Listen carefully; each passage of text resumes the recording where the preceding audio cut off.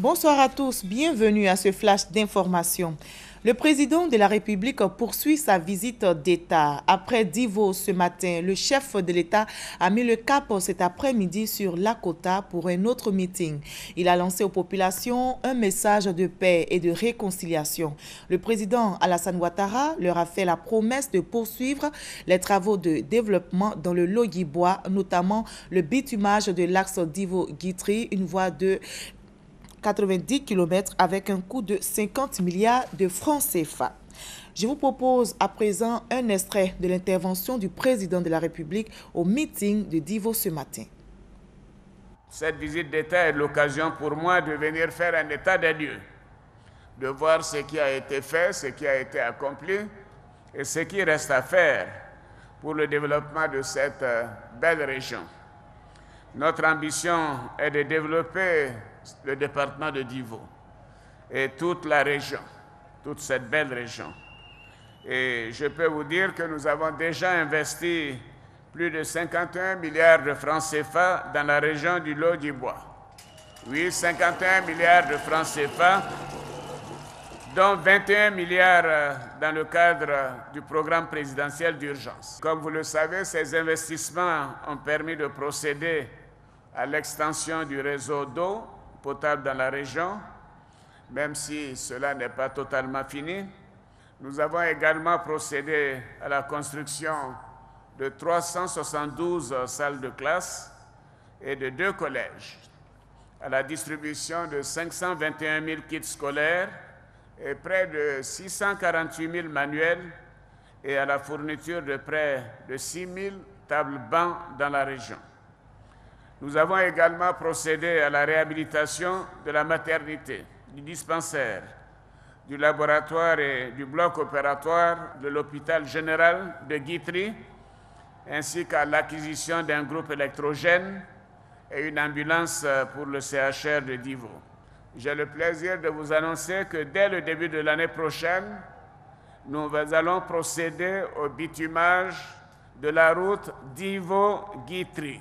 Côtière.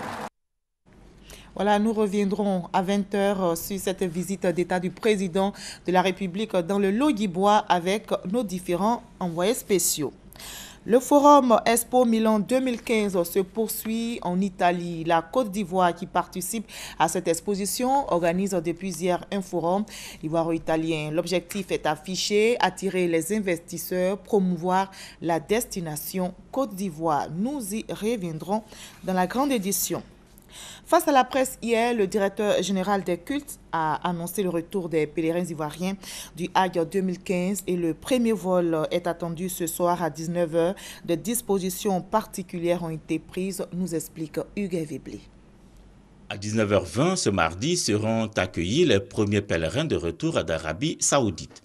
Pour l'accueil des pèlerins ivoiriens de l'édition 2015 du Hajj, l'État a pris des dispositions particulières, des mesures pour mieux gérer le traumatisme qu'ils ont connu du fait de la bousculade meurtrière survenue le jeudi 24 septembre à Mina en Arabie Saoudite et qui a occasionné de nombreux morts, blessés et disparus.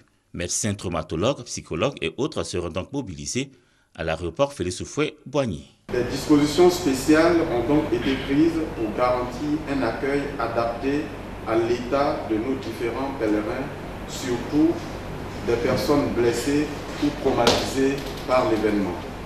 Des dispositions ont donc été prises par Madame la ministre de la Santé et de la lutte contre le sida pour accueillir les blessés dont l'état nécessite une observation ou une hospitalisation au sein du service de chirurgie du CHU de Treichville.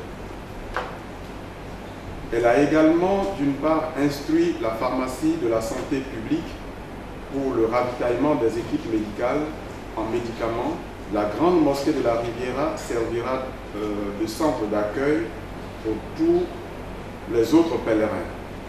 Aussi, un centre d'écoute y est mis en place pour la prise en charge psychologique des pèlerins et de leurs parents.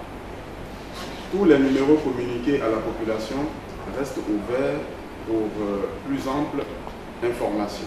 Après le vol de ce mardi, les prochains qui vont ramener en Côte d'Ivoire les pèlerins Les retours du Hadj 2015 sont prévus du 29 septembre au 7 octobre. L'aéroport de Ouagadougou au Burkina Faso est fermé jusqu'à nouvel ordre. Tous les vols au départ et à l'arrivée ont été annulés. La décision a été prise aujourd'hui par les autorités de la transition. Une fermeture justifiée dans le cadre du déploiement de l'armée burkinabé autour de la caserne du régiment de sécurité présidentielle, auteur du putsch avorté le 17 septembre dernier. Et la situation est toujours tendue à Bangui. La capitale centrafricaine est en proie à une nouvelle série de violences depuis 4 jours. À l'origine, l'assassinat d'un chauffeur de moto-taxi. Malgré le couvre-feu décrété par les autorités, la tension reste vive. Les esprits continuent de s'échauffer. Ce matin, par exemple, des tirs ont été entendus. Contrairement à hier, il n'y a pas eu d'affrontement. La situation, selon les autorités, est sous contrôle, mais ce calme reste extrêmement précaire.